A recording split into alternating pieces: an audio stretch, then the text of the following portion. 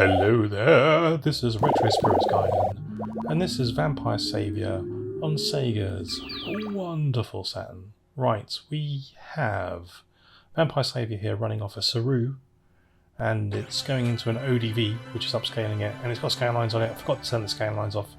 I apologise. You can't sue me for that. All you can do is probably leave me a crappy comment and kind of tut in your own head. I won't know anything about it apart from maybe the comment. So that's Capcom's logo. Here's some water drips. Oh, the water's got angry and it's made a column. I don't know what's going on there. It's like maybe magic water. Here we have the pavement dissolving and a guy's claws being revealed. We have some, it has to be said, semi-naked women flashing up all over the place with wavy bangs, or fringes if you're in the UK. And here's BB Hood with an Uzi. Here's Queen Bee QB. I can't remember that guy's name. I don't play him, but apparently he's like one of the badass characters in the game. Anakaris was in there as well. I did see that. Right. Because I'm playing this on the Saru, I don't think I've finished it. I don't think it's in the memory. So once you finish the game on 1 credit, you can change the language to English and the output mode to RBG or whatever you want the Saturn to output. And that's all well and good, but I haven't done it, so I can't show you it, so I can just talk about it, and it's not that interesting, is it? No, let's move on. Right, this is Sasquatch. I do like Sasquatch. He's one of my favourite characters just because of his animation pattern. Look at his stupid mouth as well. He's got quite a round, flat head and a massive mouth. He looks a bit like a cat. Yeah, like Sasquatch. He's got snow-based attacks and massive fists. Lilith, however, can do one. I find that character annoying, and Morrigan, to be fair. I find them cheap and annoying. Right, this is, as you can see, a one-on-one beat-em-up with a fairly easy combo system once you get used to it. We got a load of special moves in the Street Fighter style. This is basically a schlock horror Halloween Street Fighter game. You build up energy bars to do Super X moves, which are powered up versions of your normal moves, and you've got kind of finishing moves as well. Like this guy, he's got a thing where he can make a killer whale come out of the floor and bat you with its tail. There's also a mode in this called Dark Force mode, where you press multiple buttons together and you take you and your opponent into a shadow realm in which you are powered up and they are not. And it's usually, in my experience, not worth bothering with, so I don't really do it that much. Standard combos are all your needs. My god, I need to start learning how to speak English if I'm going to do these videos. Standard combos seem to be all you need, combined with special moves. Maybe I'll stop drinking before I make videos. That'd be a bonus, wouldn't it? There's lovely character art in this game. I love the atmosphere. I love everything I'm seeing. The gameplay is slick. It's a wonderful game. It's a 4 MB RAM game, so you can buy this game without the RAM cards. I'd suggest you don't do that because it won't work. I don't know if this will be on the final video, but the sound seems to be out of sync with the visuals somehow. I'm not entirely sure if that's just my playback or whether that's going to happen on the final video. I'll let you know. Here we go. Dude's gone into the water, flipped by killer whale. Ha! Eat that, Anakaris, you ball bag. Yeah, it's just a class game. If you like one-on-one fighters, have a passing interest in one-on-one fighters, this is an easy one to get into. It's super satisfying. It's got an unusual rule where the rounds don't really, like, you get knocked down and your opponent doesn't start the next round with a full energy bar. They start the round with the energy bar that was there when you got knocked down. So you don't really get 2 full you don't get resets every time you win a round in terms of energy, which is different to Street Fighter 2, but yeah, it doesn't make a huge amount of difference, I don't feel. Because the computer can read your inputs anyway and cheat when it wants to, so I won't worry about it. This background's a little weak. I mean, most of the backgrounds in this game are awesome. The character art is great. There's a couple of backgrounds I don't like. This one's a bit dull. This is, I think, Zable's background. And because this is the Japanese version of the game, because you can only get the Japanese version, which is why they put an English language option in the menu, I can't remember if Zable is the Japanese or UK name for that character. You know, the guitar-wielding zombie man.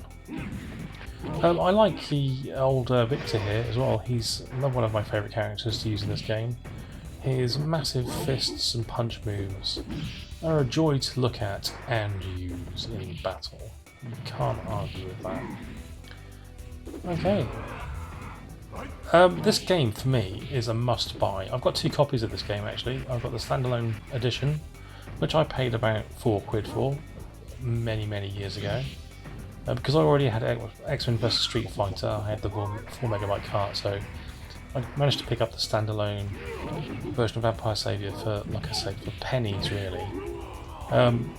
More recently, I bought the box version with the 4MB RAM included because I'm a dirty collector of Sega Saturn games, and I paid so little for the original, I thought I could spill a bit on the RAM card upgrade, and that I paid about £25 for that.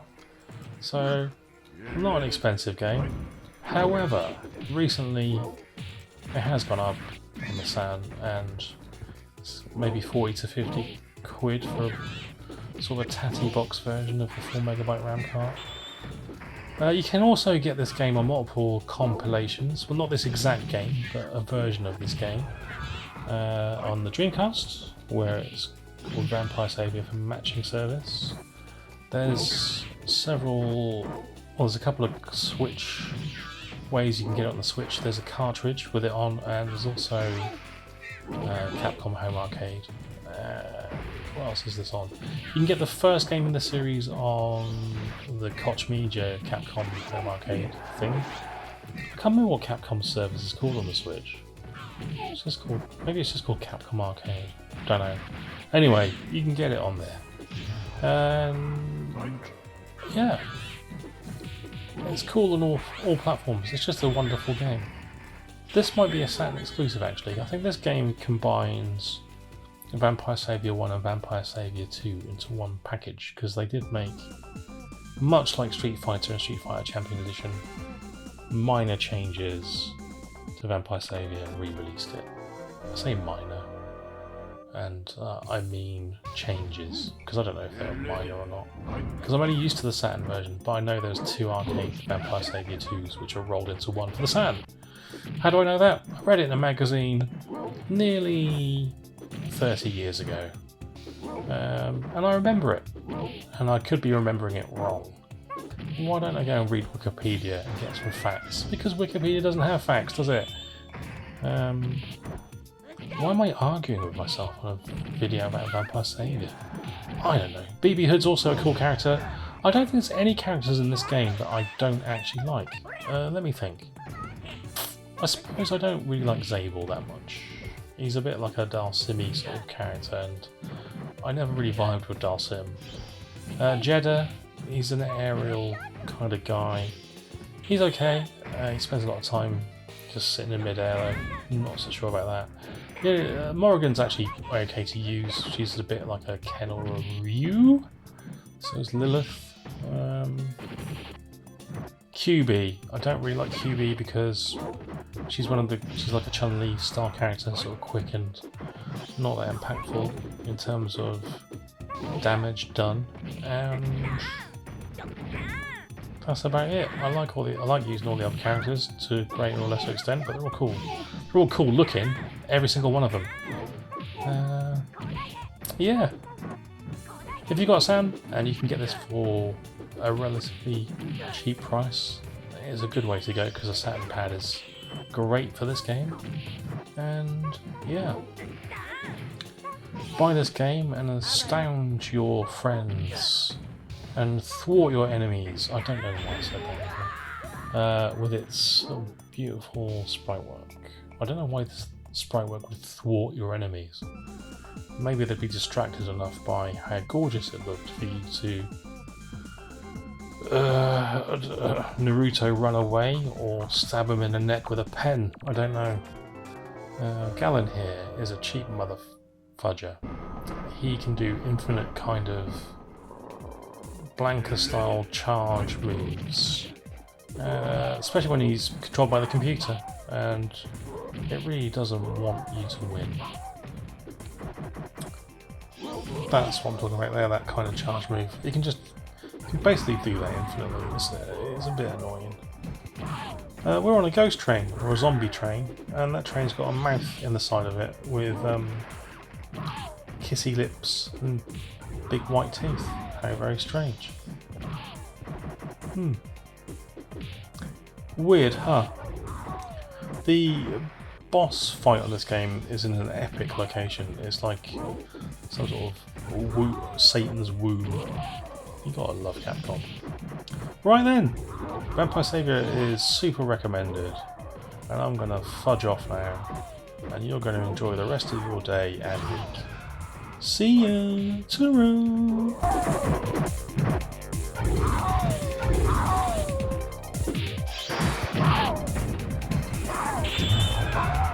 Right.